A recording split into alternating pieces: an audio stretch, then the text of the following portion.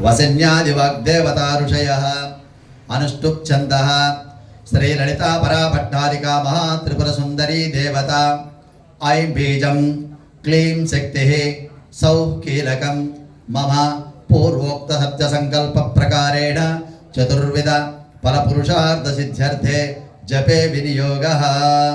మనం రకరకాల కోరికలన్నీ కోరుతూ ఉంటాం. అవన్నీ మన శాస్త్రంలో 3 విభాగాల కింద మనకు చేశారు.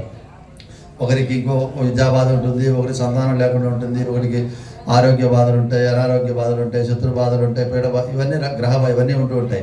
కానీ ఇవన్నీ కూడా మనకు ఆధ్యాత్మిక, ఆది భౌతిక, ఆది దైవిక ఈ 3 భాగాల కిందకే మన సకల సృష్టిలో ఉండేటువంటి సకల జీవరాశులకంతా ఈ 3 విభాగాల్లోనే మన బాధలు ఇవన్నీ ఇబ్బందులన్నీ కూడా ఉంటుంటాయి. అంటే ఆధ్యాత్మికము అంటే మన శరీరం ద్వారా కలిగేటువంటి ఇబ్బందులు. ఇప్పుడు మన శరీరానికి అనారోగ్యం అవుతుంది అంటే మన శరీరం ద్వారా మనకి ఇబ్బందులు కలుగుతుంటాయి. ఇటువంటివన్నీ కూడా మనకు ఆధ్యాత్మికం, మన శరీరం ద్వారా జరిగే ఇబ్బందులు. ఇది ప్రతి ఒక్కరికి కూడా వస్తూనే ఉంటాయి. అదేవిధంగా ఆది భౌతిక అంటే మనతో పాటు సకల జీవచరాలంతా కూడా జీవిస్తూ ఉన్నాయి. సాటి మనుషులు కూడా ఉన్నారు. సాటి మనుషుల వల్ల ఇబ్బందులు వస్తాయి. కొన్ని క్రూర మృగాలు ఉంటాయి, వాటి వల్ల ఇబ్బందులు వస్తాయి. కొన్ని విష పురుగులు ఉంటాయి, వాటి వల్ల అంటే మనతో కూడా జీవిస్తూ ఉంటాయి. దాన్ని మనం ఏం చేయలేము, కానీ అవన్నీ కూడా మనం ఎదుర్కోవాలి. ఎవరికైనా కూడా ఇదే బాధలు ఉంటుంటాయి. ఇవన్నీ ఆది భౌతిక బాధలు అనమాట. దీని తర్వాత ఆది దైవిక బాధలు ఉంటుంటాయి. ఆది దైవికం అంటే ఇప్పుడు ఉరుములు, పిడుగులు పడడము, తుఫాన్లు రావడము, అంటే అగ్ని ప్రమాదాలు జరగడము, జల ప్రళయాలు జరగడము, ఇవన్నీ మన చేతుల్లో లేవు. మనం ఏ శక్తి కూడా మనం దీన్ని ఆపే శక్తి మనకు లేదు. ఇవన్నీ దైవికంగా జరిగేటువంటి లోకానికి జరిగేటువంటి కష్టాలు, ఇబ్బందులు. మరి ఈ 3 రకాల ఇబ్బందుల్లోనే సకల చరాచర సృష్టికంతా కూడా దీనికి లోబడే ఉంటాయి. దీనికి అతీతంగా 4వ ఇబ్బంది ఎవరికి ఏది ఉండదు. దీనిలోనే మనకు ఉంటాయి. అటువంటి 3 బాధలకు సంబంధించినవన్నీ కూడా మనకు ఈ సహస్రనామంతో అవన్నీ కూడా మనం జయించగలుగుతాం. అంటే మన శరీర బాధలన్నా కూడా పోతాయి, అట్లే మనకు భౌతికంగా ఎటువంటి ఇబ్బందులున్నా కూడా పోతాయి. అంటే దైవికంగా కూడా ఏదన్నా కూడా మనకు ఇబ్బందులు కలిగినా కూడా మనం అయ్యేటువంటి ఇబ్బందుల నుంచి మనం బయట వస్తున్నాం. మొన్నే మనకు అందరికీ కూడా తెలుసు. అంటే ఇటువంటివి మనం గమనించాలి. విమానం కూలిపోయింది అహ్మదాబాద్లో, 249 మంది జరిగితే ఒకడు బతికాడు. ఎందుకు బతికాడు? అదే దైవలీల. అంతమంది నుగ్గు అయిపోతే ఒకడు బతకగలిగాడు. అదే దైవలీల. అతను ఏ పుణ్యం చేశాడో, గతంలో చేశాడు, ఇప్పుడు చేశాడో తెలియదు, కానీ బతికి ఆయన మళ్ళీ జీవనం సాగిస్తున్నాడు. ఇదే మన దైవలి. అంటే ఇది ఆది దైవికం. మన చేతుల్లో లేదు, ఆ పైలట్ చేతుల్లో లేదు, ఎవడి చేతుల్లో లేదు, జరిగిపోయింది. ఇది ఆది దైవికం అన్నమాట. కానీ అందరూ నుగ్గు అయిపోయారు, ఒకడు మాత్రం బతికాడు. ఇటువంటి ఆది దైవికం అన్నమాట. ఎన్నో జలప్రయాలు వస్తుంటాయి, మన ఇల్లు కొట్టుకోపోదు, అందరి ఊరు లేచిపోయి ఉంటుంది. మరి అటువంటి వాడేదో పుణ్యమో చేసి ఉంటాడు. ఇవన్నీ ఆది దైవికంగా జరుగుతుంటాయి. అటువంటి ఇబ్బందుల నుంచి అన్నా కూడా మనం ప్రతి ఒక్కరూ ఎక్కడో చోటికి ప్రయాణం చేయడమే. అంటే విమానంలో చేసినట్టు కాదు, నడిచిపోయినా కూడా ప్రయాణమే, బండిలో పోయినా ప్రయాణమే, కారులో పోయినా, బస్సులో పోయి దేనిపైనా కూడా ప్రయాణమే. ఆ గమ్యాన్ని మనం క్షేమంగా తిరిగి మన జీవనాన్ని మనం కొనసాగించాలి. ఇవన్నీ మన చేతుల్లో ఉండవు. మన పోతున్న ఎదురువాడు మన పైకి వస్తే మన ఎగిరింది ఏముంది? ఇటువంటివన్నీ కూడా ఆది దైవికము మనకు అమ్మవారు దాని నుంచి మనకు రక్షిస్తూ ఉంటుంది. ఇటువంటి అందుకే మనకు చతుర్విధ ఫలపురుషార్థ సిద్ధ్యర్థే జపే వినియోగ. కాబట్టి మనకి ఎన్ని బాధలున్నా కూడా దీనికి లోబడే ఉంటాయి.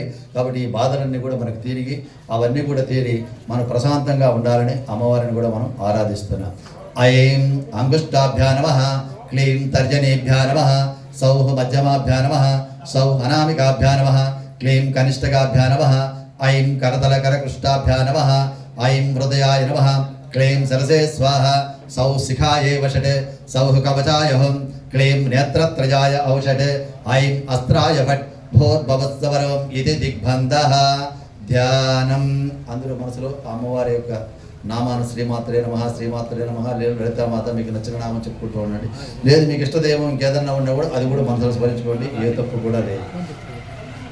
సింధూరారుణ విగ్రహం త్రీనయనాం మాణిక్యమౌళిస్ఫురత్, తారానాయక శేఖరాం స్మితముఖే ఆపీన వక్షోరుహాం, పాణిభ్యాం మణిపూర్ణరత్న చషకం రక్తోత్పలం బిభ్రతే, సౌమ్యాం రత్నఘటస్థరక్తచరణాం ధ్యాయేత్ పరాం అంబికాం, అరుణాం కరుణాతరంగితాక్షీం ధృతపాశాంకుశపుష్పబాణచాపాం, అణిమాదిభిరావృతాం మయూఖై అహమిత్యేవ విభావయే భవానీం, ధ్యాయేత్ పద్మాసనస్తాం వికసితవదనాం పద్మపత్రాయతాక్షీం, హేమాభాం పీతవస్త్రాం కరకలితలసద్ధేమ పద్మాం వరాంగీం, సర్వాలంకారయుక్తాం సతతమభయదాం భక్తనమ్రాం భవానీం, శ్రీవిద్యాం శాంతమూర్తిం సకలసురనుతాం सर्वसम्पत्प्रदात्रीं ससुङ्कमभिलेपनामणिकचुम्बिकस्तूरिकां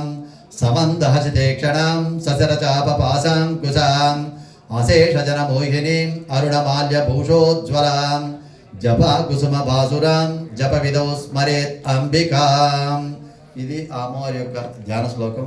ఈ ధ్యాన శ్లోకం చదవంగానే ఆ అమ్మవారు మన హృదయాల్లో వచ్చి నిలుచుకోవాలి. ఆ విధంగా మనం మనస్ఫూర్తిగా ధ్యానం చేయగలగాలి. అధ లభిత్యాది పంచోపచార పూజ ఇక్కడ కలశానికి చేయాలి, విగ్రహానికి. లం పృథివీ తత్వాత్మికాయై శ్రీ లలితాదేవ్యై గంధం పరికల్పయామి, దివ్యశ్రీ గంధం పరికల్పయామి. హం ఆకాశతత్వాత్మికాయై శ్రీ లలితాదేవ్యై నానావిధ పరిమళపత్ర పుష్పాని పుష్పం పరికల్పయామి, పుష్పం పరికల్పయామి. యం వాయుతత్వాత్మికాయై శ్రీ లలితాదేవ్యై ధూపం పరికల్పయామి, దివ్య సుగంధ పరిమళ ధూపం పరికల్పయామి, ధూపం పరికల్పయామి.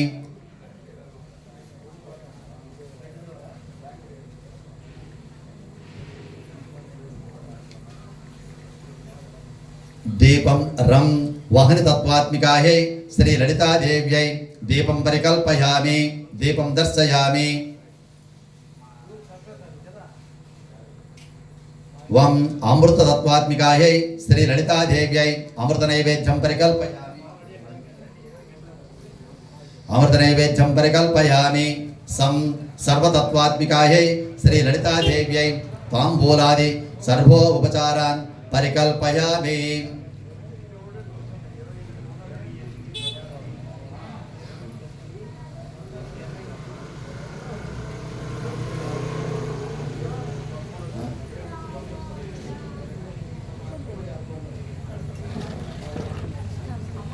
అనంతరం యథాశక్తి మూలమంత్రం జపేత్. మామూలుగా గురు పరంపరలో ఉండేవాళ్ళు మూలమంత్రాన్ని జపిస్తూ ఉంటారు. అంటే మనం గృహస్థులుగాను మన గురు పరంపర ఉన్నా లేకపోయినా గురు పరంపర ఉంటే ఆ మంత్రాన్ని 108 సార్లు కానీ 1008 సార్లు కానీ చెప్పిన తర్వాత సహస్రనామం చెప్పమని శాస్త్రం చెప్తుంది. ఒకవేళ అట్లా లేకపోయినా కూడా అదే పెద్ద దోషం కూడా కాదు. అదే ఫలితం మూలమంత్రం చెప్తే ఏ ఫలితం ఉంటుందో మూలమంత్రం చెప్పకుండా చేసినా కూడా అదే ఫలితం ఇస్తుందని మనకు అమ్మవారి ఫలసూత్రం కూడా మనం చెప్పడం కూడా జరిగింది. కాబట్టి ఆ మూలమంత్రాన్ని జపించిన తర్వాత మనం సహస్రనామ పారాయణం మనం చేయాలి. మొట్టమొదట మూడు సార్లు ఈ బీజాక్షరత చెప్పండి, మళ్ళీ నేను స్తోత్రం చెప్తాను. ఓం ఐం హ్రీం శ్రీం శ్రీమాత్రే నమః. ఓం ఐం హ్రీం శ్రీం శ్రీమాత్రే నమః. ఓం ఐం హ్రీం శ్రీం శ్రీమాత్రే నమః. శ్లోకం చెప్తుంటాను, మీరు కుంకుమార్చన ఆరంభించాలి. దాని కింద వేయకుండా వేసుకోండి. పవిత్రమైనటువంటిది ఆ కుంకుమ, మళ్ళీ మనం ధరించాలి. కాబట్టి జాగ్రత్తగా మీరు దాన్ని తీసుకోండి. ఓం శ్రీమాతా శ్రీ మహారాజ్ఞి శ్రీమత్సింహాసనేశ్వరి చితగ్నికుండ సంభూత దేవకార్య సముజ్జత ఉద్యద్భాను సహస్రాభా చతుర్బాహు సమన్విత రాగస్వరూప పాసాఢ్య క్రోధాకారాంకుశోజ్వల మనోరూపేక్షుకోదండ పంచతన్మాత్ర సాయక నిచారుణ ప్రభాపూర మజ్జద్బ్రహ్మాండ మండల చంపకాసోగ పున్నాగ సౌగంధికల సత్కజ కురిబిందమణిశ్రేణి కనత్కోటీరమండిత అష్టమీ చంద్ర విభ్రాజ దళికస్థల శోభిత ముఖచంద్ర కళంకాభ మృగనాభి విశేషక వదన స్మర మాంగళ్య గృహతోరణ చిల్లిక వక్తరలక్ష్మీ పరివాహ చలన్మీనాభలోచన నవచంపక పుష్పాభ నాసాదండ విరాజిత తారాకాంతి తిరస్కారీ నాసాభరణభాసుర కథంబ మంజరీ క్లుప్త కర్ణపూర మనోహర తాటంకయుగళీభూత తపనోడుపమండల